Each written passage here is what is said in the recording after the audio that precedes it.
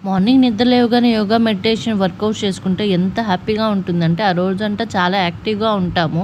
ఒక్కరోజు స్కిప్ అయినా కూడా ఆ రోజు మొత్తం ఏదోలా ఉంటుంది. అయ్యో! ఈరోజు చేయలేదు అన్నట్టుగా.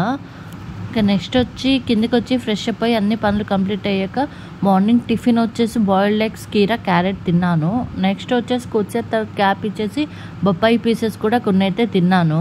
మనం వెయిట్ లాస్ అవ్వాలనుకుంటే ఫిజికల్ ఎక్సర్సైజ్లు ఎంత ఇంపార్టెంటో డైట్ ఫాలో అవ్వడం కూడా అంతే ఇంపార్టెంట్. నేను ప్రెగ్నెన్సీ టైంలో వెయిట్ గెయిన్ అయ్యాను కాబట్టి ఇప్పుడు తగ్గాలని చెప్పి డైట్ అయితే ఫాలో అవుతున్నాను. ఇంకా ఆఫ్టర్నూన్ వచ్చేసి వైట్ రైస్, గోంగూర మటన్, ఇంకా రసము.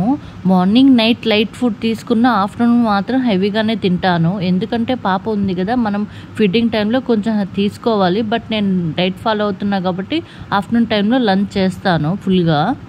నైట్ వచ్చి చపాతీ అలా తింటాను. ఒకవేళ రైస్ తినే పని అయితే కొంచెం ఎర్లీగానే తినేస్తాను. నేనైతే గోంగూర మటన్ వేసుకుని రైస్ అయితే తినేస్తాను. ఇంకోసారి పాపకి అన్నం తినిపిస్తుంది అత్తమ్మ. గోంగూర మటన్ అయితే చాలా బాగా చేశారు ఈరోజు. దేవుని అయితే ఫుల్గా కుమ్మేస్తున్నాడు. మరి మీరు ఎప్పుడైనా గోంగూర మటన్ ట్రై చేశారా? కామెంట్, అలాగే like, share and subscribe for more videos.